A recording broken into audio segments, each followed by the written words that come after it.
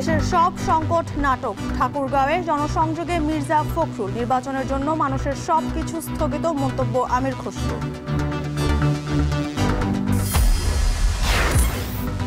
ঢাকা 10 থেকে স্বতন্ত্র প্রার্থী হিসেবে ভোটে লড়ার ইঙ্গিত উপদেষ্টা আসিফের। কুমিল্লা থেকে ঢাকায় ভোটার হতে আবেদন। জনতার কাতারে কবে আসবেন আসিফ মাহমুদ?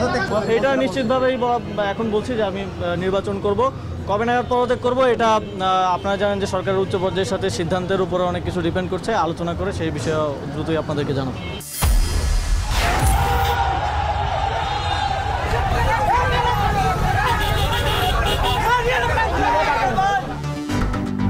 কুমিল্লায় বিএনপির জনসংযোগে দুই গ্রুপের সংঘর্ষে আহত 15, অর্ধেক সেনা সদস্য তুলে নেয়ার খবর গুজব, জানালেন স্বরাষ্ট্র উপদেষ্টা। নির্বাচনের আগে মিলছে না IMF এর ঋণের ষষ্ঠ কিস্তি, জানালেন অর্থ উপদেষ্টা। সংস্থাটির প্রতিনিধিদের সঙ্গে বিএনপির বৈঠক।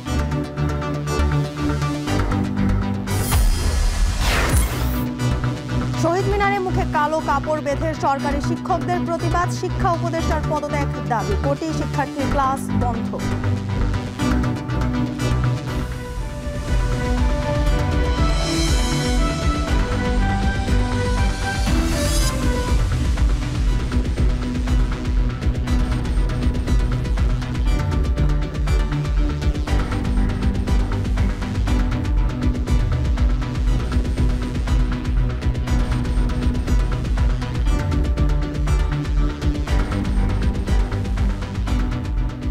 স্বাগত এখন সন্ধ্যায়। পুরো আয়োজনে আপনাদের সঙ্গে আছি আমরা দুজন, আমি জানসিন জুথিকা এবং আমি নাজমুস সাকিব। দেশে যত সংকট তার সবই নাটক, মানুষ এত কিছু বোঝে না, তারা ভোট দিয়ে শান্তি চায়। ঠাকুরগাঁয়ে 3 দিনের সাংগঠনিক সফরের প্রথম দিনে কথা বলেন বিএনপির মহাসচিব মির্জা ফখরুল ইসলাম আলমগীর। দিনভর জেলার কয়েকটি স্থানে গণসংযোগ করেন বিএনপির মহাসচিব। বিস্তারিত প্রতিবেদনে। 3 দিনের সাংগঠনিক সফরে নিজ জেলা ঠাকুরগাঁওয়ে বিএনপি মহাসচিব মির্জা ফখরুল ইসলাম আলমগীর। দুপুরে মতবিনিময় সভায় অংশ নেন তিনি। নিজ আসনে বিএনপি নেতাকর্মীদের উজ্জীবিত করেন মির্জা ফখরুল ইসলাম আলমগীর। তার উপস্থিতিতে তৃণমূলে ছড়িয়ে পড়ে সমর্থকদের উচ্ছ্বাস। পরে মতবিনিময় সভায় প্রধান অতিথির বক্তব্য রাখেন। এ সময় আগামী নির্বাচনে এলাকাবাসীর কাছে ভোট চান তিনি। আজকে যত সংকট দেখতেছেন এগুলো তৈরি করা, এটা নাটক। মূল ভোটটা হচ্ছে দেখলেন এই সমস্ত মানুষ, এরা অত কিছু বোঝে না, ওরা শুধু ভোটটা দিতে চায়। আমার ভোট আমি দেব, যাকে খুশি তাকে দেব, তাই না? শহীদ প্রেসিডেন্ট জিয়াউর রহমানের দল বিএনপি, বেগম খালেদা জিয়ার দল বিএনপি। আমরা কথায় বিশ্বাস করি, কাজে বিশ্বাস করি, আমরা কোনো মুনাফিকিতে বিশ্বাস করি না।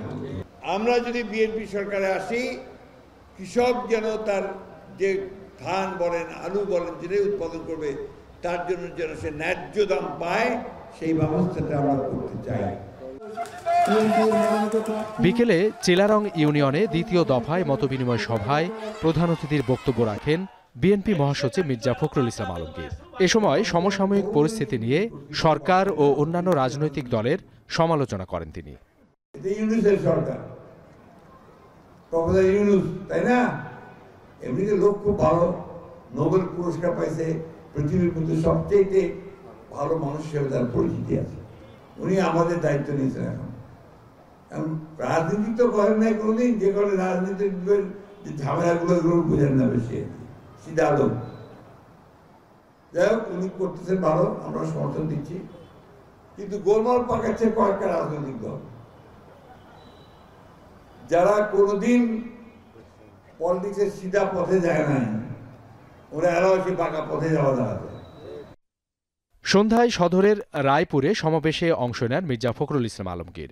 বিএনপি সবসময় কথায় ও কাজে বিশ্বাস করে বলে জানান দলের অন্যতম শীর্ষ এই নেতা। একটা নির্বাচন দিয়ে একটা নির্বাচিত সরকার তৈরি করে একটা শান্তির দেশ তৈরি করতে পারি। এখন ঠাকুরগাঁও।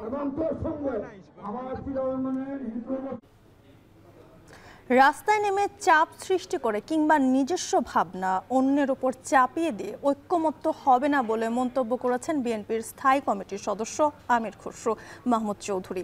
দুপুরে ডিআরইউতে এক প্রকাশনা অনুষ্ঠানে এ কথা বলেন তিনি। দায়িত্ব পেলে দ্রুত জনগণের প্রত্যাশা পূরণে বিএনপির প্রস্তুতি নিচ্ছে জানিয়ে বিএনপির এই নেতা বলেন, নির্বাচনের জন্য পারিবারিক সহ সবকিছু স্থগিত রেখেছে দেশের মানুষ।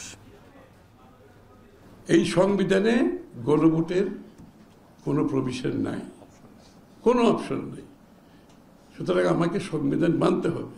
হ্যাঁ, শুধু তাই নয়, গণভোট সবসময় হয় যেটা আপনি জনগণের মতামত দিয়ে সংসদে পাশ করবেন, অথবা সংসদে কিছু পাশ করবেন, জনগণের মতামত নেন নাই, ওটা পাশ করার পরে আপনি গণভোটে যেতে পারবেন। আগামী নির্বাচনের আগে যতটুকু ঐক্যমতে আমরা পৌঁছেছি তার বাইরে যাওয়ার কোনো সুযোগ নেই। কেউ যদি আপনার তাদের নিজস্ব ভাবনা চিন্তা অন্যদের উপর চাপিয়ে দিতে চায়, এটা ঐক্যমত হতে পারে না। মানুষ এখন নির্বাচনের মাধ্যমে মুক্তি চায়। আপনার দেশের মানুষ সবগুলো তাদের সিদ্ধান্ত স্থগিত। কেন স্থগিত হলে? আমরা নির্বাচনের পরে হবে, সেটা বিনিয়োগ হোক, ব্যবসা বাণিজ্য হোক, মানুষের পারিবারিক সিদ্ধান্ত পর্যন্ত আমি জানি ভাই নির্বাচনটা হয়ে যাক, তারপর আমরা এগুলো করব। কুমিল্লার লাকসামে লিফলেট বিতরণকে কেন্দ্র করে বিএনপির দুই গ্রুপের সংঘর্ষে অন্তত 15 জন আহত হয়েছেন। আহতদের উদ্ধার করে লাকসাম উপজেলা স্বাস্থ্য কমপ্লেক্সে ভর্তি করা হয়েছে। দুপুরে উপজেলার কান্দিরপাড় ইউনিয়নের ছনগাঁও এলাকায় এই সংঘর্ষের ঘটনা ঘটে। বিস্তারিত প্রতিবেদনে। কুমিল্লার 9 আসনের সাবেক এমপি আনোয়ারুল আজিমের কন্যা সামিরা আজিম দোলা পূর্ব ঘোষিত কর্মসূচি অনুযায়ী লাকসাম উপজেলার কান্দিরপাড় ইউনিয়নের ছনগাঁও এলাকায় যান গণসংযোগ করতে। এ সময় একই আসনে বিএনপির মনোনীত প্রার্থী আবুল কালামের সমর্থকরা দেশীয় অস্ত্রশস্ত্র নিয়ে তাদের উপর হামলা চালায়। দুই গ্রুপের মধ্যে ধাওয়া পাল্টা ধাওয়া ও সংঘর্ষের ঘটনা ঘটে। এতে সামিরা আজিম দোলা, বিএনপি নেতা আব্দুর রহমান বাদল সহ অন্তত 15 জন আহত হন। আহতদের প্রথমে লাকসাম উপজেলা স্বাস্থ্য কমপ্লেক্সে ভর্তি করা হয়। পরে গুরুতর আহত সামিরা আজিম দোলাকে নেওয়া হয় কুমিল্লা মেডিকেল কলেজ হাসপাতালে। এ সময় তার সমর্থকরা হাসপাতালে জড়ো হয়ে অবস্থান নেন। পরিস্থিতি সামাল দিতে মোতায়েন করা হয় আনসার সদস্যদের। পূর্বের ঘোষিত আজকের এই লিফলেট বিতরণ বিএনপির 31 দফা বাস্তবায়নের লক্ষ্যে কুমিল্লা 9 লাকসাম মনোহরগঞ্জ আসনে সামিরা আজিম দোলা, উনিও মনোনয়ন প্রত্যাশী।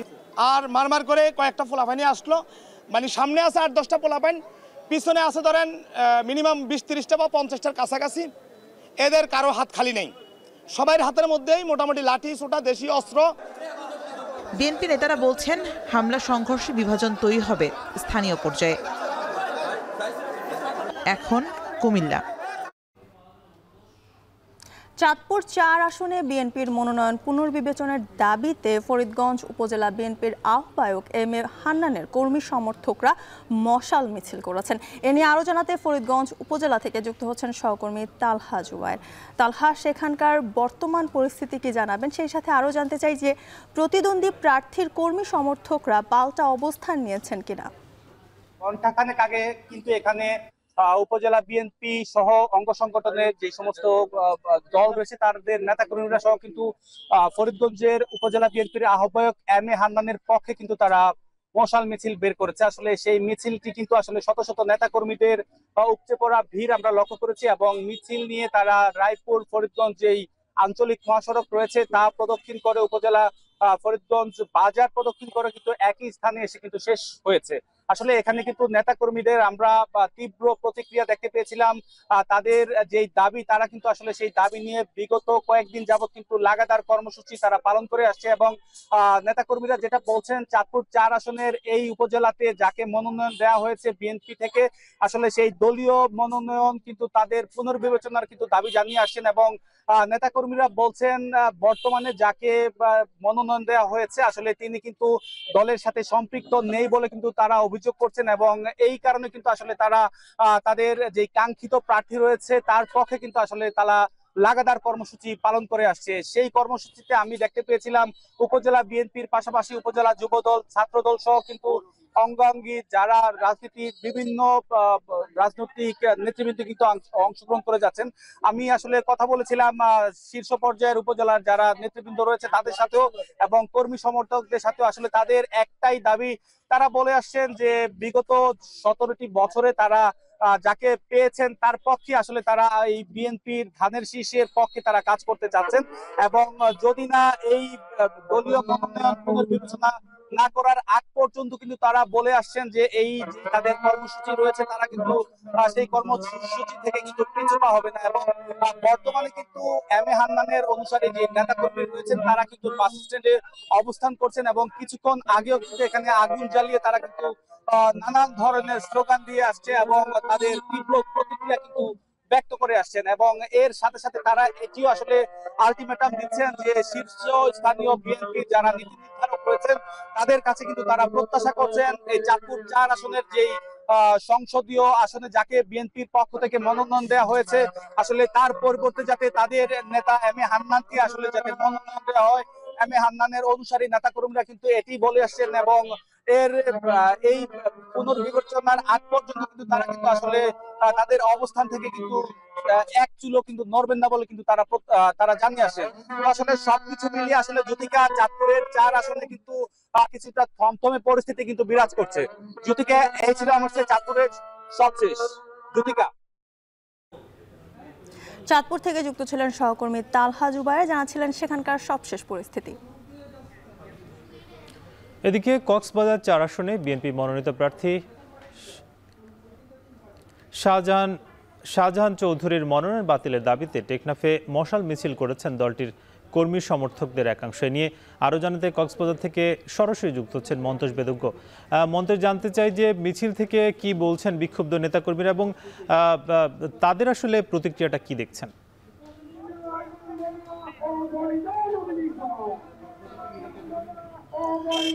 মূলত টেকনাফ পৌর শহরের কথা যদি এই মুহূর্তে বলি, প্রায় অচল হয়ে পড়েছে এই জায়গাটি। আমরা দেখছি যে বিশাল মিছিল, আসলে কয়েক হাজার বিএনপির কর্মী সমর্থক যারা রয়েছেন তারা সড়কে মশাল নিয়ে মিছিল শুরু করেছেন। কিছুক্ষণ আগে সন্ধ্যা 6:30টার দিকে আসলে টেকনাফের যে পাইলট উচ্চ বিদ্যালয় মাঠ রয়েছে সেই মাঠ থেকে মিছিলটি শুরু হয় এবং এখন পর্যন্ত সেই মিছিলটি বর্তমানে টেকনাফ পৌরসভার যে ঝর্ণা চত্বর এলাকা আছে সেই এলাকাটিতে এই মুহূর্তে সমাবেশ তারা করছে এবং রাস্তার দুপাশে আসলে এটি যেহেতু টেকনাফের প্রধান সড়ক, এই জায়গায় রাস্তার দুপাশে অসংখ্য যানবাহন আটকা পড়েছে। এই মুহূর্তে সড়কে টায়ার জ্বালিয়ে সেই জায়গাটিতে আসলে বিক্ষোভ করছেন নেতাকর্মীরা এবং তারা যেটি বলছেন যে মূলত এখানে যাকে মনোনয়ন দেওয়া হয়েছে কক্সবাজারের উখিয়া টেকনাফ অর্থাৎ কক্সবাজার 4 আসনে সাবেক সংসদ সদস্য এবং জাতীয় সংসদের সাবেক হুইপ শাহজাহান চৌধুরী, তাকে মূলত বিএনপি থেকে মনোনয়ন দেওয়া হয়েছে। এটি মূলত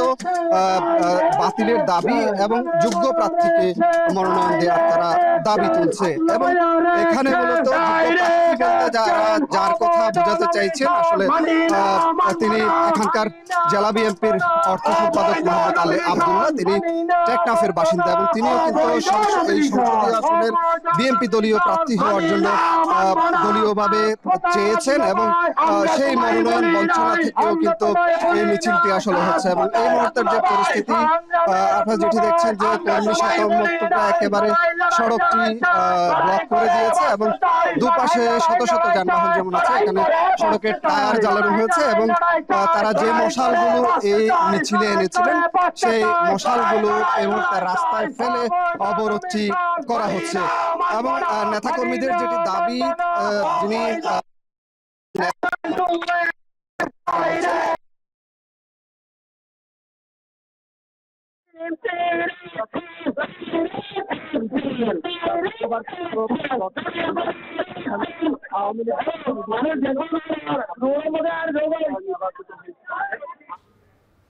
কক্সবাজারে চলছে মশাল মিছিল, সে খবর জানাচ্ছিলেন মন্তোষ বেদজ্ঞ। এদিকে চাঁপাইনবাবগঞ্জ 1 আসনে ধানের শীষের প্রার্থী পরিবর্তনের দাবিতে চাঁপাইনবাবগঞ্জ সোনা মসজিদ স্থলবন্দর মহাসড়ক অবরোধ করে বিক্ষোভ হয়েছে।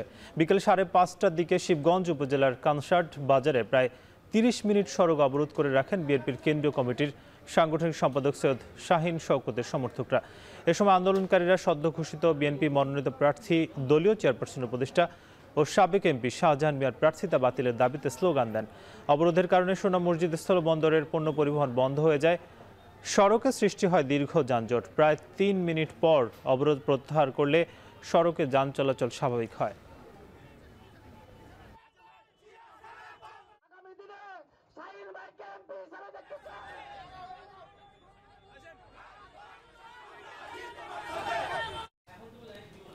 কার্যক্রম নিষিদ্ধ হওয়া রাজনৈতিক সংগঠন আওয়ামী লীগের ডাকা শাটডাউন কর্মসূচি নিয়ে কোনো ধরনের শঙ্কা নেই বলে জানিয়েছেন স্বরাষ্ট্র উপদেষ্টা জাহাঙ্গীর আলম চৌধুরী। দুপুরে সচিবালয় মন্ত্রণালয়ের সভাকক্ষে আইন শৃঙ্খলা বিষয়ক কোর কমিটির বৈঠকের বিরতিতে সাংবাদিকদের কথা জানান তিনি। উপদেষ্টা আরও জানান, মোতায়েন করা সেনাবাহিনীর 50% তুলে নেওয়া হবে বলে এ কথা সত্য নয়। যে সেনাবাহিনী আমরা 50% উইথড্র করে আমরা 50% উঠাচ্ছি না। এই মুহূর্তে সেনাবাহিনী সব আগে যেরকম ছিল এখন একই। কোনো ধরনের আশঙ্কা নাই, কোনো ধরনের লকডাউন যে কোনো ধরনের কোনো আশঙ্কা নেই। কুমিল্লার মুরাদনগর থেকে স্থানান্তরিত হয়ে ঢাকা 10 আসনের ভোটার হতে আবেদন করেছেন উপদেষ্টা আসিফ মাহমুদ সজীব ভুঁইয়া। বিকেলে ধানমন্ডি থানা নির্বাচন কার্যালয়ে এসে আহ্বান জানান তিনি। এ সময় তিনি জানান, কোনো দলের হয়ে নয়, ঢাকার একটি আসন থেকে স্বতন্ত্র নির্বাচন করবেন। এদিকে বিএনপির পক্ষ থেকে ঢাকা 10 আসনের ফাঁকা রাখা হলেও সমঝোতার বিষয়ে কোনো আলোচনা হয়নি বলে জানান আসিফ মাহমুদ। আরও জানাচ্ছেন মাহফুজা বৃষ্টি। ত্রয়োদশ জাতীয় সংসদ নির্বাচনে প্রার্থী হতে পারেন উপদেষ্টা আসিফ মাহমুদ, এই আলোচনা শুরু থেকেই।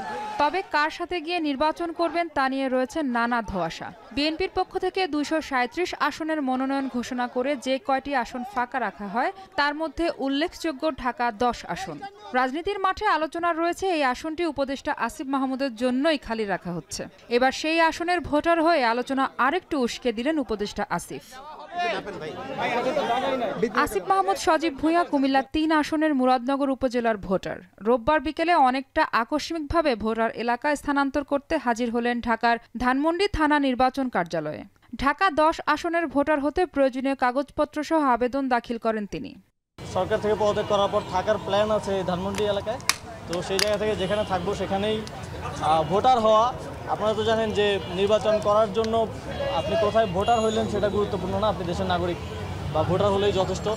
তো সেই জায়গা থেকে ঢাকায় ভোটার হওয়া, যাতে করে নির্বাচনের সময় আমার ভোটটা অপচয় না হয়। বিএনপির সাথে সমঝোতার ভিত্তিতেই কি এই আসনের ভোটার হচ্ছেন তিনি? এমন প্রশ্নের জবাবে আসিফ মাহমুদ বলেন, সম্পূর্ণ একক সিদ্ধান্তেই এগোচ্ছেন। তবে কবে নাগাদ উপদেষ্টার পদ ছাড়বেন সে বিষয়ে এখনো কোনো সিদ্ধান্ত হয়নি বলে জানান তিনি। আমার কারোর সাথে কোনো ধরনের আলোচনা হয় নাই। কেউ কোন আসন কোন রাজনৈতিক দল ফাঁকা রাখলো কি রাখলো না সেটা আমার দেখার বিষয় না। আমি আমার সিদ্ধান্ত ব্যক্তিগতভাবে এককভাবেই নিব।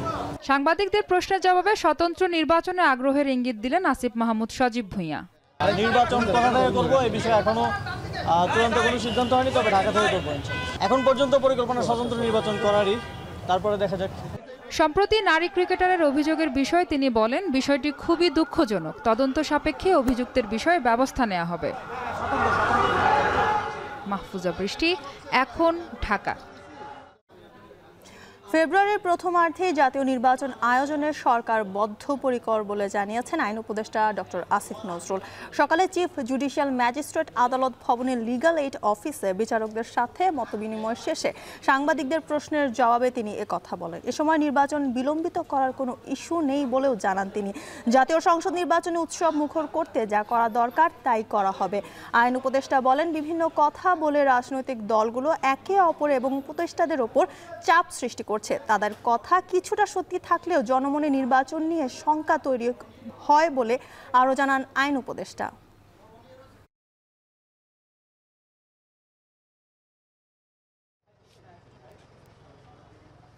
আমাদের এখানে 16-17 বছর যাওয়া ইলেকশন হয় না, তো মানুষের ইলেকশনের অভ্যাসটাই বোধহয় চলে গেছে। তো আমি নিজে বিশ্বাস করি যে আমাদের অনেক মানুষ আছে যাদের 32, 33, 34 বছর হয়ে গেছে, জীবন একবার ভোট দেওয়ার সুযোগ পায় নাই।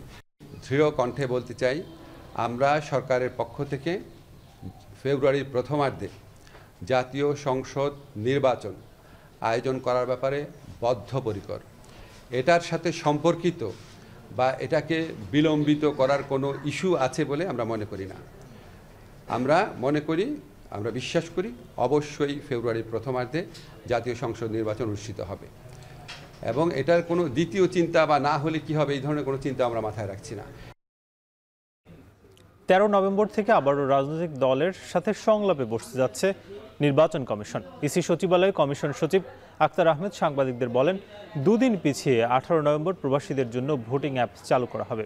আর দলের নিবন্ধনের জন্য অনশনে বসা আমজনতার দলকে আপিলের পরামর্শ দিয়েছেন ইসি সচিব। গালিব ইবনে রিয়াজের প্রতিবেদন। ত্রয়োদশ জাতীয় নির্বাচনের তফসিল ঘোষণার তারিখ দরজায় কড়া নাড়ছে। নির্বাচনকে সামনে রেখে কমিশনে চলছে অংশীজনদের সাথে সংলাপ। এবার রাজনৈতিক দলগুলোকে নিয়ে সংলাপের আয়োজন করতে যাচ্ছে নির্বাচন কমিশন। চলতি মাসের 13 তারিখ থেকে শুরু হবে এই রাজনৈতিক সংলাপ, চলবে টানা 7 দিন। সংলাপের বিষয়টি কমিশনের জনসংযোগ শাখা থেকে নিশ্চিত করা হলেও এ ব্যাপারে কথা বলেননি ইসি সচিব। রোববার গণমাধ্যমের সাথে তিনি কথা বলেন প্রবাসী ভোটারদের বিষয়ে। ইসি সচিব জানান, প্রবাসী ভোটারদের জন্য পোস্টাল ভোট বিডি অ্যাপটি 16 তারিখের পরিবর্তে 18 নভেম্বর চালু করার সিদ্ধান্ত নেওয়া হয়েছে। একই দিনে ঘোষণা করা হবে চূড়ান্ত ভোটার তালিকাও। অধিকাংশ দেশেই আর কি সাপ্তাহিক ছুটি, কিন্তু আমাদের এখানে তো আমরা কাজ করি, তো সেটা বিবেচনা করে দেখা গেল যে এটা আমাদের 18 তারিখ করলে জিনিসটা ভালো হয়। আর এর সাথে আরো একটা জিনিস আছে যে 18 তারিখ আমরা আমাদের চূড়ান্ত ভোটার তালিকা প্রকাশ করব। এদিকে দলের নিবন্ধনের দাবিতে 5 দিন পার হয়ে গেলেও অনশন চালিয়ে যাচ্ছেন আম জনতার দলের সদস্য সচিব তারেক রহমান। দলটিকে আবারও কমিশনে আপিল করার পরামর্শ দেন ইসি সচিব। একটা নামঞ্জুর করা হয়েছে কিছু শর্তের আওতায়, এবং ওনারা কিছু কিছু জায়গায় ওনারা বলছেন যে আমরা এটার সাথে একমত নই। ঠিক হতেই পারে, সেটা পুনর্বিবেচনা, সংশোধন, পরিবর্জন ইত্যাদির জন্য আবেদন করতেই পারেন। আবেদন করলে কমিশন সেটা বিবেচনায় নেবেন কি নেবেন না সেটাগুলো পরের ব্যাপার। আমি যেটা বলতে চাচ্ছি যে সেটা হচ্ছে যে সীমিত বা এটা সীমাবদ্ধতার ভিতরে যেন আমরা না আসি, সেটাই আর কি আমার বক্তব্য। এর আগে সকালে প্রধান নির্বাচন কমিশনারের সঙ্গে সাক্ষাৎ করে সাংবাদিকদের সংগঠন বিজেসি ও আরএফইডির প্রতিনিধি দল। সাংবাদিকদের নিরাপত্তায় যেন ইসি সর্বোচ্চ ভূমিকা নেয় সেই বিষয়টি তুলে ধরা হয় বৈঠকে। গালিব ইবনে রিয়াজ, এখন, ঢাকা। 3 দাবি আদায় ও শাহবাগে পুলিশি হামলার প্রতিবাদে দ্বিতীয় দিনের মতো অবস্থান কর্মসূচি পালন করছেন প্রাথমিক বিদ্যালয়ের শিক্ষকরা। রোববার সকাল থেকে শুরু হওয়া কর্মবিরতির পাশাপাশি কেন্দ্রীয় শহীদ মিনারে অবস্থান কর্মসূচি চলছে তাদের। দুপুর 1টার দিকে আটক শিক্ষকদের ছেড়ে দেয় পুলিশ। এ সময় শিক্ষা উপদেষ্টার পদত্যাগের দাবিও তুলেছেন তারা। বিস্তারিত জানাচ্ছেন আতিক মেসবাহ লখনৌ। মুখে কালো কাপড়, নীরবে দাঁড়িয়ে শিক্ষকদের প্রতিবাদ। শিক্ষা মন্ত্রণালয়ের নীরবতা আর অসাড় অবস্থানের প্রতিবাদেই এমন আয়োজন। শনিবার পুলিশি হামলার প্রতিবাদ সহ 3 দাবিতে লাগাতার অবস্থান কর্মসূচি করছেন শিক্ষকরা। বেলা গড়াতেই প্রাথমিকের শিক্ষকদের কর্মসূচিতে বাড়তে থাকে সমাগম। জোরালো হয় দাবি, স্লোগান আর প্লাকার্ডে অধিকার আদায়ের দাবি জানান তারা। আজকে সারা বাংলাদেশে আমাদের কর্মবিরতি চলছে, চলবে যতক্ষণ না পর্যন্ত প্রজ্ঞাপন আদায় জারি না হবে আমরা এই রাজপথ ছাড়ব না। অতি দ্রুত কর্তৃপক্ষ যেন আমাদের ন্যায্য অধিকার সম্পর্কে অবগত হয়ে 10ম গ্রেডের দাবির পক্ষে যেন প্রজ্ঞাপন জারি করেন। আমাদের দাবি মানতে হবে, নয়তো সারা বাংলাদেশের সকল শিক্ষা ব্যবস্থা আমরা অচল অবস্থা করে দেব। পরে আন্দোলনে যোগ দেন নেতারা। দাবি ওঠে আটক শিক্ষকদের নিঃশর্ত মুক্তি এবং শিক্ষা উপদেষ্টার পদত্যাগের। আমার একটি ভাই বোনকে যদি আর রক্তচক্ষু দেখানো হয়, আমরা সকল দাবি থেকে বের হয়ে আপনার পদত্যাগের জন্য আজকে থেকেই আমরা আলটিমেটাম ঘোষণা করলাম। এরপর গণগ্রেপ্তারের প্রতিবাদে জোরালো মিছিলের সময় আসে নেতাদের মুক্তির সংবাদ। সময়ের সাথে কঠোর আন্দোলনের হুঁশিয়ারি দেন শিক্ষক নেতারা। ইতিমধ্যেই তারা তাদেরকে দিয়েছে। আমাদের যে অনির্দিষ্টকালের জন্য কর্মবিরতি চলছে, এখন আমাদের বিষয়ে এই যে আমরা দাবি জানিয়েছি 3 দফা দাবির বিষয়ে সরকার যদি আমাদের এই দাবি বাস্তবায়নে আগায় না আসে, দাবি বাস্তবায়িত না হলে প্রয়োজনে তারা বদ্ধ কর্মসূচি দিব। বিকেলে চুপ কর্মসূচির পর শুরু হয় সাংস্কৃতিক অনুষ্ঠান। গান আবৃত্তিতে উঠে আসে অধিকার আদায়ের প্রত্যয়। যৌক্তিক দাবির পাশে দাঁড়াতে রাজনৈতিক দল ও সুশীল সমাজের প্রতি একাত্মতার আহ্বান জানান আন্দোলনকারীরা। আতিক মেজবাহ লখনৌ, এখন, ঢাকা। আগামী সংসদ নির্বাচনের আগে আইএমএফের ঋণের পরবর্তী কিস্তি পাওয়া যাবে না বলে জানিয়েছেন অর্থ উপদেষ্টা ডক্টর সালেউদ্দিন আহমেদ। সচিবালয় সরকারি ক্রয় সংক্রান্ত উপদেষ্টা পরিষদের সভা শেষে বলেন, রাজনৈতিক সরকার অর্থ ব্যবস্থার সংস্কারগুলো কতটা ধারণ করবে সেটা বিবেচনা করেই ঋণের 2 কিস্তি একসঙ্গে দেবে সংস্থাটি। এর আগে গুলশান কার্যালয়ে যায় আইএমএফ প্রতিনিধি দল। আমির খসরু মাহমুদ চৌধুরীর নেতৃত্বে বৈঠকে বিএনপির প্রস্তাবিত নীতি অগ্রাধিকার এবং সংস্কার ভিত্তিক দৃষ্টিভঙ্গির প্রশংসা করেন সংস্থাটির কর্মকর্তারা। বিস্তারিত প্রতিবেদনে। গেল 3 বছর ধরে আলোচনায় আন্তর্জাতিক মুদ্রা তহবিলের 470 কোটি ডলারের ঋণ, আইএমএফ কর্মকর্তাদের কয়েক দফার সফর, পর্যালোচনা সহ অনেক দিন দরবার শেষে আইএমএফের প্রতিশ্রুত এই ঋণের 5টি কিস্তি ছাড় করেছে সংস্থাটি, যার পরিমাণ প্রায় 360 কোটি মার্কিন ডলার। গণঅভ্যুত্থান পরবর্তী সময়ে বাকি থাকে ষষ্ঠ ও সপ্তম কিস্তির 800 মিলিয়ন ডলার।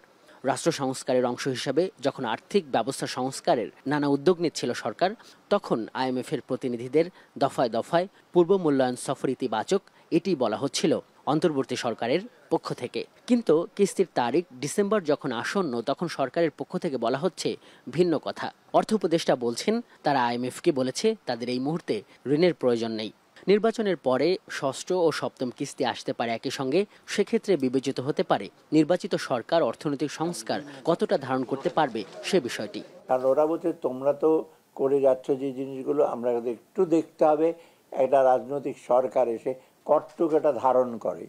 ওটা তো একটা ইম্পর্টেন্ট জিনিস, যে ওরা ধারণ করার পর আমরা ফেব্রুয়ারির দিকে ইলেকশনের সাথে সাথে ওরা আবার রিভিউ আসবে, তারপর ওরা ডিসাইড করবে 2টা কিস্তি একবারে দিয়ে দেবে। এক্ষেত্রে নির্বাচিত সরকারের জন্য তারা প্রয়োজনীয় পরামর্শ প্যাকেজ তৈরি করে দিয়ে যাবেন উল্লেখ করেন অর্থ উপদেষ্টা। অন্তর্বর্তী সরকারের আগে আমরা যেটা করব, আমরা যতটুকু কাজ করেছি সেটাকে কনসলিডেট করব, সেটাকে সংস্কার করে শেষ করে ফেলবো সেটা তো না। সংস্কার তো শেষ করা যাবে না, সংস্কার তো একটা কন্টিনিউয়াস। তাই আমরা এটাকে একটা ভালো করে প্যাকেজিং যেটা বলে আর কি, প্যাকেজিং করে আমরা দেব আগামী সরকারের কাছে, যেসব মেজর সরকার। এদিকে গুলশানে বিএনপি চেয়ারপারসনের কার্যালয়ে যান আইএমএফের প্রতিনিধি দল। বৈঠকে আইএমএফের চলমান মিশনের পর্যালোচনামূলক প্রতিবেদনের প্রাথমিক ফলাফল নিয়ে বিস্তারিত আলোচনা হয়েছে। আজহার লিমন, এখন, ঢাকা। আগামী 4 থেকে 5 দিনের মধ্যে পেঁয়াজের মূল্য সহনীয় পর্যায়ে না আসলে আমদানির অনুমোদন দেয়া হবে বলে জানিয়েছেন বাণিজ্য উপদেষ্টা শেখ বশির উদ্দিন। দুপুরে সচিবালয়ে এক সংবাদ সম্মেলনে উপদেষ্টা বলেন, হঠাৎ করে পেঁয়াজের দাম 40 থেকে 50 টাকা বেড়ে যাওয়া অযৌক্তিক। নতুন করে পেঁয়াজ খুব শীঘ্রই উঠতে যাচ্ছে। সো সামগ্রিকভাবে এইটুকু বলতে পারি আমরা যে আমাদের পেঁয়াজের বর্তমান যে মূল্য, আমরা এটাকে দৃষ্টি রাখছি। আমাদের কাছে 2800 আইপির আবেদন আছে। আমরা এই 2800 আইপির যদি 10%ও ছেড়ে দিই, বাজার স্বাভাবিকভাবে ধস নামবে। আমরা ধস নামতে চাই না, আমরা চাই যে একটা স্বাভাবিক মূল্য পরিস্থিতি বিরাজ করুক, যার ফলে আমরা আমাদের নিজস্ব কৃষি সম্ভাবনাকে কাজে লাগাই, আমাদের কৃষকদের জন্য ক্ষতিগ্রস্ত না হন, অ্যাট দ্য সেম টাইম ভোক্তারা ক্ষতিগ্রস্ত না হন। আগামী হয়তোবা 4-5 দিন দেখব। 4-5 দিনের মধ্যে যদি আমরা এই সপ্তাহটার মধ্যে যদি দেখি যে বাজারের মূল্যর যথেষ্ট উন্নতি না ঘটে এবং ফলন বাম্পার হয়েছে, এবং সম্ভবত 2 থেকে 3 সপ্তাহের মধ্যে নতুন পেঁয়াজ, মুড়ি কাটা পেঁয়াজ বাজারে আসবে। চট্টগ্রাম বন্দরের বর্ধিত নতুন ট্যারিফ 1 মাসের জন্য স্থগিত করেছেন হাইকোর্ট। বন্দরের বর্ধিত ট্যারিফের বিরুদ্ধে বাংলাদেশ মেরিটাইম ল সোসাইটির পক্ষে এক আবেদনের প্রেক্ষিতে হাইকোর্ট এই আদেশ দেন। আবেদনে বলা হয়, বর্ধিত ট্যারিফ দেশের স্বার্থ বিরোধী এবং আইন অনুযায়ী 3 মাস সময় না দিয়ে কার্যকর করা বেআইনি। এটি স্থগিত রাখতে হাইকোর্টে আবেদন করেন ক্যাপ্টেন আব্দুল কাদের মহিউদ্দিন নামের একজন। গত 15 অক্টোবর থেকে চট্টগ্রাম বন্দর কর্তৃপক্ষ 52টি সেবা খাতে গড়ে 41% পর্যন্ত মাসুল বাড়িয়ে আদায় শুরু করে। এর আগে 14 সেপ্টেম্বর বর্ধিত মাসুল সংক্রান্ত প্রজ্ঞাপন জারি করা হলেও ব্যবসায়ীদের তীব্র সমালোচনার মুখে 1 মাসের জন্য তা স্থগিত করা হয়। মাসুল বৃদ্ধির প্রতিবাদে বন্দর ব্যবহারকারী বিভিন্ন বাণিজ্যিক সংগঠন ধর্মঘট, বিক্ষোভ ও সমাবেশ সহ নানা কর্মসূচি পালন করছে।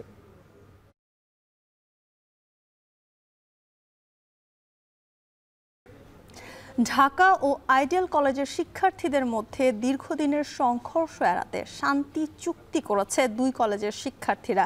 চুক্তিটি মৌখিক হলেও ভবিষ্যতে আর সংঘর্ষে না জড়ানোর প্রতিশ্রুতি দিয়েছে তারা। শিক্ষার্থীদের মধ্যে শান্তি প্রতিষ্ঠায় এই অভিনব উদ্যোগটি নিয়েছে নিউ মার্কেট থানা পুলিশ। যদিও সিটি কলেজকে আমন্ত্রণ জানালেও তারা এই অনুষ্ঠানে অংশগ্রহণ করেনি। আরও জানাচ্ছেন সানিম রিধা। প্রেম ঘটিত সমস্যা, সামাজিক মাধ্যমে উস্কানিমূলক মন্তব্য, ইগো বা হিরোইজম প্রদর্শন সহ তুচ্ছ সব ঘটনায় রাজধানীর ঢাকা কলেজ, সিটি কলেজ ও ধানমন্ডি আইডিয়াল কলেজের শিক্ষার্থীরা প্রায় জড়িয়ে পড়ে রক্তক্ষয়ী সংঘর্ষে। গত এক বছরে নিজেদের মধ্যে 15 বার বড় ধরনের সংঘর্ষে জড়িয়েছে কলেজগুলোর শিক্ষার্থীরা। শিক্ষার্থীদের সংঘর্ষে অনেকটা অসহায় হয়ে পড়ে আইনশৃঙ্খলা রক্ষাকারী বাহিনী সহ কলেজ কর্তৃপক্ষ। বারবার উদ্যোগ নিলেও বারবারই সংঘর্ষে জড়িয়ে পড়ে তারা। স্থায়ী সমাধান খুঁজতে এবার অভিনব এক উদ্যোগ নিয়েছে নিউ মার্কেট। স্যাররা মিল হচ্ছে, ছাত্রদের মিল হচ্ছে না। এখান থেকে আমার কাছে মনে হলো ছাত্রদেরকে মিল করা দরকার, কারণ এরাই তো মূল চালিকা শক্তি, এরাই মূল গন্ডগোল করে। এই জন্য আমি দুই পক্ষকে অফার দিলাম, দেওয়ার পরে তারাও রাজি হলো। রোববার দুপুরে ঢাকা কলেজ ও আইডিয়াল কলেজের শিক্ষার্থীদের উপস্থিতিতে ঢাকা কলেজ অডিটোরিয়ামে একটি শান্তি চুক্তি স্বাক্ষরিত হয়। এ অনুযায়ী আগামীতে আর কোনো ধরনের সংঘর্ষে না জড়ানোর প্রতিশ্রুতি দিয়েছে কলেজ দুটির শিক্ষার্থীরা। আগামীতে আপনারা আমাদেরকে ডাকবেন, আমরা আপনাদের ক্যাম্পাসে যাব এবং এই যে আয়োজনগুলো হচ্ছে ক্যাম্পাসগুলোর সম্প্রীতি, এই আয়োজন দীর্ঘস্থায়ী হোক।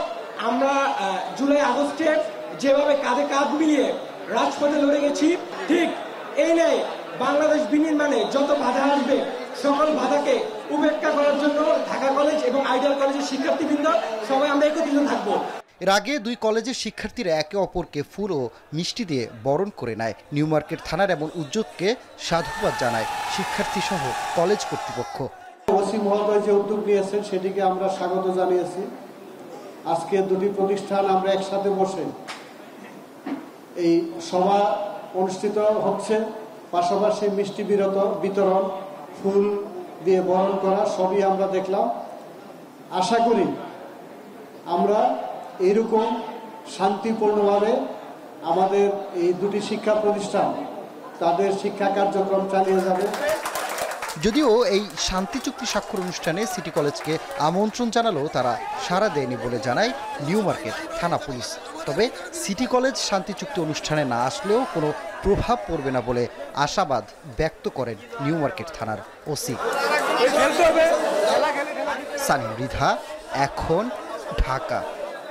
এবার আন্তর্জাতিক প্রসঙ্গ। কালমায়গির ক্ষতি কাটিয়ে উঠতে আবারও শক্তিশালী টাইফুনের কবলে ফিলিপিন্স। দেশের মধ্য এবং পূর্বাঞ্চল 185 কিলোমিটার বেগে আঘাত এনেছে সুপার টাইফুন ফাওয়ং। এতে এখন পর্যন্ত অন্তত 2 জনের প্রাণহানির খবর পাওয়া গেছে।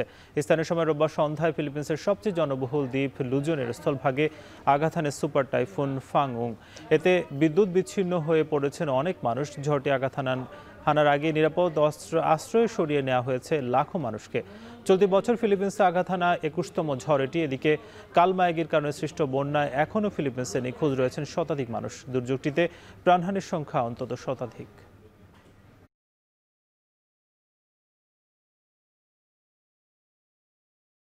এবার খেলার প্রসঙ্গ। রাজধানীতে শুরু হয়েছে 2 দিনের বাংলাদেশ ক্রিকেট কনফারেন্স। দেশের তৃণমূল ক্রিকেটকে এক সুতোয় গাঁথতে বিসিবির এই উদ্যোগ প্রশংসিত হলেও জাহানারার অভিযোগ ইস্যুতে চাপে রয়েছে বিসিবি। এই বিষয়ে কেউ সরাসরি কথা না বললেও দেশের নারী ক্রিকেট এগিয়ে নিতে সুষ্ঠু সমাধান প্রত্যাশা কর্তাদের। বিস্তারিত প্রতিবেদনে। দেশের ক্রিকেটে নতুন অধ্যায়ের সূচনা। বিসিবির 2 দিনের বাংলাদেশ ক্রিকেট কনফারেন্সে অংশ নিচ্ছেন দেশের 64 জেলার ক্রিকেট কোচ, কাউন্সিলর, নারী উদ্যোক্তা, প্রতিনিধি ও 8 বিভাগের ক্রীড়া কর্মকর্তারা। দেশের ক্রিকেট বিকেন্দ্রীকরণ, তৃণমূল কাঠামোর উন্নয়ন এবং স্থানীয় পর্যায়ে কার্যক্রম প্রসারের উদ্দেশ্য নিয়ে বিসিবির এই সম্মেলন। সাবেক নির্বাচক হান্নান সরকার তুলে ধরেন ক্রিকেট কনফারেন্সের মূল উদ্দেশ্য। ক্রিকেট উন্নয়নের ক্ষেত্রে ক্রীড়া সংস্থা থেকে যেই ধরনের সাপোর্টটা দেওয়ার বিষয়, তারা তো পুরো সব স্পোর্টসই দিয়ে থাকে, বাট আমরা ক্রিকেট বোর্ড থেকে আলাদাভাবে কি সেই বেনিফিটগুলো আদায় করতে পারি, ক্রিকেট বোর্ডকে সেই ধরনের কিছু অ্যাডভাইস বা গাইডলাইনও দেওয়ার ব্যাপার চেষ্টা করা হচ্ছে। নিশ্চিতভাবে ক্রিকেট বোর্ড এই বিষয়গুলো পজিটিভলি নিচ্ছেন। বাস্তবায়নটা সেভাবে হতে আমরা দেখিনি, অনেক সময় লেগেছে বা আলোচনা পর্যায়ে ছিল, বাট এবার আমরা দেখছি যে এই বিষয়টা আলোচনা পর্যায় থেকে বেরিয়ে কিন্তু আমরা ফিল্ডে চলে এসেছি। প্রথমবারের মতো পরিচালক নির্বাচিত হয়েই দৌড়ে বেড়াচ্ছেন বয়সভিত্তিক ক্রিকেটের দায়িত্ব পাওয়া আসিফ আকবর। সম্প্রতি পার্বত্য অঞ্চলের তৃণমূল ক্রিকেট পর্যবেক্ষণ করে হতাশা প্রকাশ করার পাশাপাশি ভবিষ্যৎ পরিকল্পনার কথা জানিয়েছেন এই বোর্ড পরিচালক। যেখানে কাজ করার দরকার তৃণমূলে সেখানে কোনো কাজই হয়নি। ইনফ্যাক্ট বিসিবির কেউ কখনো ওই এলাকায় যায়নি। তো আমি যাওয়ার পরে দেখলাম যে আমাদের যে এজ গ্রুপের খেলা বা টুর্নামেন্টগুলো হওয়া সেগুলোর কোনো ম্যানেজমেন্টই নেই। ভালো টার্ফ নেই, ভালো উইকেট নেই, প্র্যাকটিস ফ্যাসিলিটিস নেই, গ্রাউন্ড ফ্যাসিলিটিস নেই, ম্যানেজমেন্ট নেই, টুর্নামেন্ট নেই, কিছুই নেই। তো আমরা সেগুলা তদন্ত করলাম, চেক করলাম এবং সেগুলোর জন্য আমরা ব্যবস্থা গ্রহণের জন্য আবার আমি উত্তরবঙ্গ সফরে যাচ্ছি। এদিকে জাহানারা ইস্যুতে সরগরম দেশের ক্রিকেটাঙ্গন। স্পর্শকাতর এই ইস্যুতে বোর্ডের কেউ মুখ না খুললেও অনাকাঙ্ক্ষিত ঘটনা বন্ধে কঠোর বার্তা দিলেন আসিফ আকবর। আর ক্রিকেটে বাংলাদেশ যে উচ্চতায় আছে সেটার ধারাবাহিকতা ধরে রাখতে হলে আমাদেরকে এই সমস্ত ফালতু প্রবলেমগুলো সলভ করতে হবে এবং খুব কঠোরভাবে সলভ করতে হবে। যেহেতু আমরা বোর্ডে মাত্র নতুন 1.5 মাস হয়েছে আমাদের, আমরা চেষ্টা করছি কোনো রকম বিতর্ক ছাড়া যেগুলো হয়েছে অতীতে সেগুলো যেন আমরা ক্যারি না করি, আমরা একটু ধারাবাহিকতা যেন বন্ধ করে দিই, আমরা সেই চেষ্টা করে যাচ্ছি। আমরা ক্রিকেট বিকেন্দ্রীকরণে বিসিবির এমন দারুণ আয়োজনে এসে অপ্রীতিকর ঘটনার ব্যাখ্যা দিতে হচ্ছে বোর্ড পরিচালকদের। ভবিষ্যতে যাতে এ ধরনের ঘটনার পুনরাবৃত্তি না হয় সেজন্য কাজ করার অঙ্গীকার আসিফ আকবরের কণ্ঠে। আরিফুল ইসলাম সাহাব, এখন, ঢাকা। জাতীয় স্টেডিয়ামে আজ থেকে শুরু হয়েছে এশিয়ান আর্চারি চ্যাম্পিয়নশিপের মূল খেলা। তীর ধনুকের লড়াই প্রথম দিন দলগুলো ব্যস্ত থেকেছে কোয়ালিফিকেশন রাউন্ডে। সেখানে দক্ষিণ কোরিয়ার পাশাপাশি চমক দেখিয়েছে ভারত। বাংলাদেশও আছে ভালো অবস্থানে। তীর এশিয়ান আর্চারি চ্যাম্পিয়নশিপ নিয়ে রিজাল করিমের প্রতিবেদন। জাতীয় স্টেডিয়ামে এশিয়ান আর্চারি চ্যাম্পিয়নশিপের প্রথম দিনে কোয়ালিফিকেশন রাউন্ডে ব্যস্ত ছিল দলগুলো। তীর ধনুকের নিশানায় দিনটা ভালোই কাটিয়েছে স্বাগতিক বাংলাদেশ। কোয়ালিফিকেশন রাউন্ড শেষে পদক আনতে আশার বাণী শুনিয়েছেন আর্চার হিমু বাছার। আমরা অনেক খুশি এটাতে যে আমাদের নিজেদের দেশে আমরা আন্তর্জাতিক গেম খেলতে পারতেছি এবং নিজের মাটিতে খেলতে পারতেছি এবং নিজের দেশে থেকে নিজের দেশকে রিপ্রেজেন্ট করতে পারতেছি। তো এটা আমাদের জন্য অনেক আনন্দের। এশিয়ান চ্যাম্পিয়নশিপ অনেক বড় একটা আসর। এখানে ওয়ার্ল্ড কাপে গোল্ড মেডেলিস্ট এবং অলিম্পিক মেডেলিস্টরাও আছে। সো এখানে পদক জেতা আসলে একটু কষ্ট, তবে অসম্ভব কিছু না। তবে আমরা চেষ্টা করব যেন আমরা দেশের জন্য ভালো কিছু করতে পারি এবং দেশের জন্য পদক নিয়ে আসতে পারি। শক্তিশালী দল হিসেবে আসরটিতে অংশ নিতে বাংলাদেশে এসেছে চীনের 8 আর্চার। প্রথম দিনে ছাপও রেখেছেন মাঠের খেলায়। আসরটি থেকে সর্বোচ্চ পদক নিয়ে দেশে ফেরার প্রত্যাশা ব্যক্ত করেছেন চীনা তরুণ আর্চার শিশাং কুন। 我认为我现在的水平和我现在的技术都保持在平常训练的技术是差不多的，然后今天的状态。মাঠের খেলায় প্রথম দিন চমক দেখিয়েছে ভারত। বিশেষ করে কোয়ালিফিকেশন রাউন্ডের দুর্দান্ত ছিলেন ভারতীয় আর্চার অভিষেক ভার্মা। খেলা শেষে সবাইকে ছাড়িয়ে সর্বোচ্চ পদক জেতার লক্ষ্যটা অকপটেই জানালেন এশিয়ান গেমসের 5 বারের পদকজয়ী এই athlete. Doesn't matter its opponent is Korea or some more country. We have to perform our own score, and we did very well. And if you see we are world number 1, and currently we just got a gold medal in team event in a world championship. So we have to perform like that. সব মিলিয়ে qualification রাউন্ডে প্রতিদ্বন্দ্বিতা হয়েছে সমানে সমান। এখন আর্চারদের চোখ থাকবে মূল পর্বের দিকে, যেখানে নির্ধারিত হবে পদক জয়ের ভাগ্য। রেজাউল করিম, এখন, ঢাকা। শেষ করছি এখন সন্ধ্যা। তার আগে শিরোনামগুলো আরো একবার।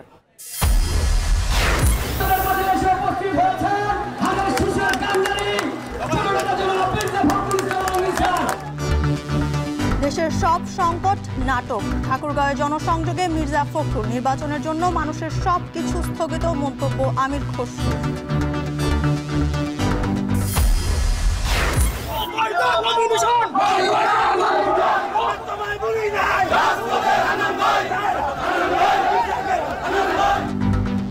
কক্সবাজার, চাঁদপুর সহ বিভিন্ন স্থানে বিএনপির মনোনয়ন বঞ্চিতদের বিক্ষোভ। কুমিল্লা বিএনপির জনসংযোগে 2 গ্রুপের সংঘর্ষে আহত 15।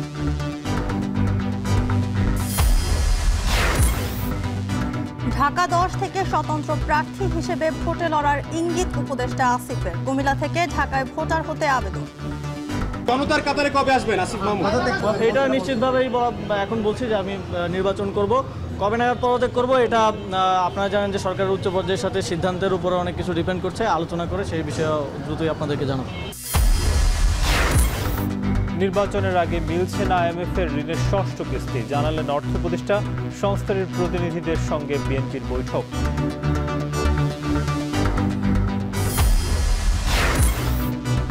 শহীদ মিনারে মুখে কালো কাপড় বেঁধে সরকারি শিক্ষকদের প্রতিবাদ, শিক্ষা উপদেষ্টার পদত্যাগ দাবি, কোটি শিক্ষার্থীর ক্লাস বন্ধ।